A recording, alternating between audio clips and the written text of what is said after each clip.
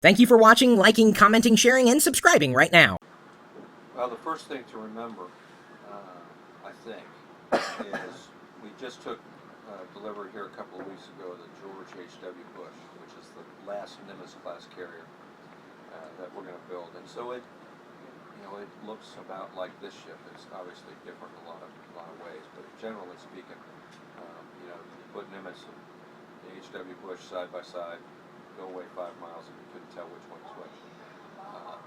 The last commanding officer of the Bush hasn't been born yet, because that's a ship that we intend to have in service for 50 years. You're not quite 50 years old when you're a carrier yet. And so, sometime this year or next, the final person that's going to command that ship is going to be born. So the first thing you have to build into your carriers, because we keep them around for so long, because there's such a tremendous investment in building them in the first place, is enough flexibility to be able to adapt to changing technologies. And Nimitz is a great example of that. This is a ship that was designed in the 60s, and keel was laid in the late 60s. The ship was commissioned in the 70s.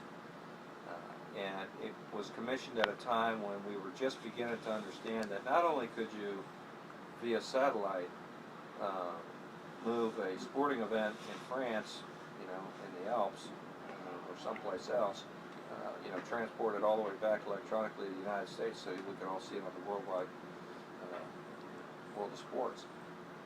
So we were just really at a very nascent age in terms of satellite communications. There were no fiber optics. They didn't exist yet. There were no flat screen TVs. And so when you look at what's available here on Nimitz, and it's one of the things that makes Nimitz or other Nimitz class carriers special, it's not just the fact that we can launch airplanes, is that we can collect information and intelligence from around the world virtually 24/7. We're hooked up back with the intelligence organizations throughout the United States and with embassies throughout the world. And so when we go somewhere, when you turn on your television and you hear that the President has sent the USS Nimitz off to the Western Pacific, for example, it's not just an aircraft carrier and 50 or 60 strike fighters. It's an aircraft carrier and all of the capability to gather intelligence, to understand the environment around it, to make plans, either to stabilize a particular region of the world, or to show resolve and an ability to project power should that be necessary. And then we're staffed to collect that information, and then we're staffed to process it and develop plans. And so on the ship, and it's hard to get this as you do a tour, because first of all, the big show's up on the flight deck, and so that draws everybody's attention. But our staff has about 70 people on it.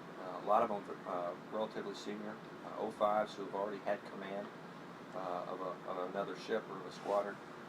We have a large intelligence apparatus throughout the ship. My staff has a pretty good intelligence shop. The destroyer squadron staff, which is commanded by a captain, has an intelligence shop. The ship has their own intelligence center. I think, in fact, you might have gotten a chance to go there. If not, I think you will.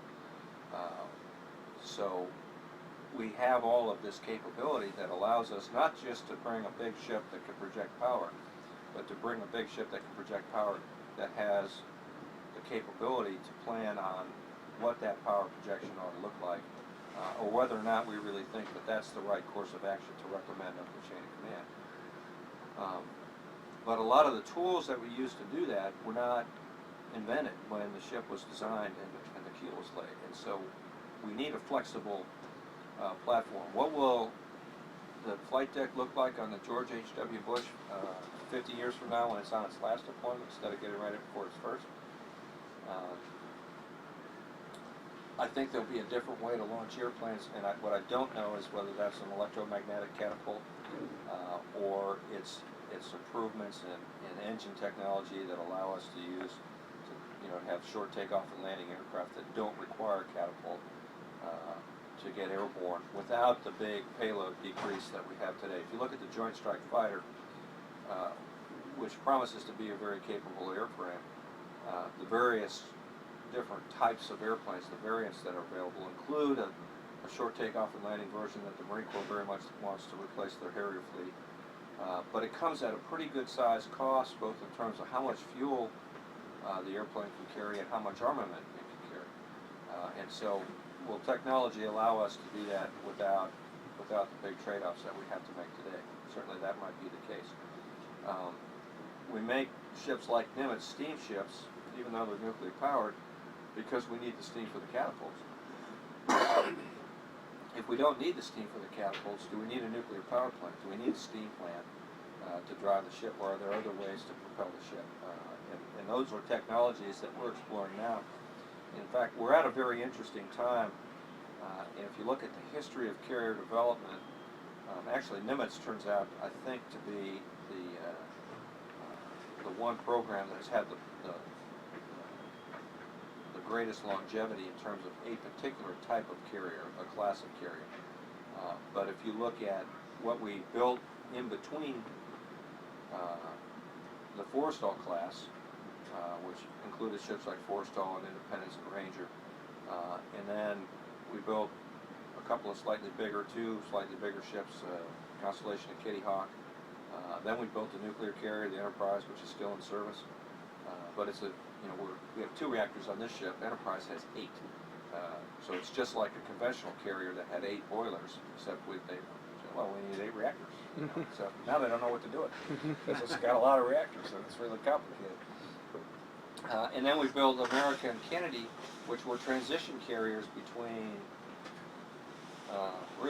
Constellation and Kitty Hawk and the Nimitz class. And we're at that same point again, where we're going to build a couple of transition carriers that have some of these new technologies. In fact, for a while it looked like Bush was going to have some of these technologies, and the technology just didn't come along quickly enough to make people comfortable. And so, it has 4 catapults that are steam powered. It has 3 arresting wires like Reagan does instead of 4. But by and large, it functions the same way. The other thing to consider is, is the F-35, the Joint Strike Fighter, the last manned aircraft we're going to build, and it may very well be the case. Now, if you say that around here too loudly, you'll get a gang of pilots that, it's inconceivable that you could do that. And they'll immediately ask the question, well, what do we do with all the pilots? Well, we did the same thing we did with all the sailmakers back in the early 1800s, when we finally went to something besides sail power to propel our ships. But it's entirely likely that that unmanned aircraft become the wave of the future. And then the question becomes, do I need a catapult to launch them? An unmanned aircraft is a lot lighter and a lot simpler, because you don't have to have any of the, you don't have to create an environment that a human can exist in. So it becomes a little bit like the discussion that we've had for the last 50 or 60 years about manned versus unmanned space exploration. What's better, what's cheaper, what's going to get us the most knowledge for the least amount of money. And so there's a lot to consider, and what I find encouraging about it is the debate rages, and it's there's a debate within the Navy over what aircraft carriers look like in the future, and how big they need to be, how complex they need to be. And that's a debate that's been going on as long as we've had aircraft carriers. And then there's a debate within the services as to what is the right mix. If you're an Air Force pilot, how many aircraft carriers do you think the nation needs? It's a number closely approaching 0. If you're a Navy pilot, how many B-52s, B-2s, B-1s do we need? Same answer. We don't need those because we have aircraft carriers. Well, it turns out that mix of capability is something that really forms the basis for debate within the Department of Defense and then across the river over to the Congress, in terms of what's the best mix that will serve the country in the most number of possible scenarios. And so you have to have some understanding what those scenarios might be.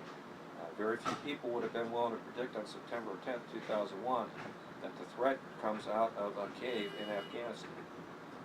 But that was in fact the threat. And did we have a military that was capable of dealing with that threat? Well, as it turns out, we did. So the same military that we built to deter and eventually defeat the Soviet Union was a military that served us very well in Afghanistan in the early days, and served us very well during major combat operations in Iraq. Turns out it didn't serve us all that well when you're now effectively in occupying power with a rather robust insurgency. So the vehicles that our soldiers drive around in, which seem just fine if you're fighting the fight to fill the gap, didn't work all that well on the streets of Baghdad. And so it's a constant period of adjusting and readjusting and trying to understand what the right mix is. I don't know if that answers your question or not.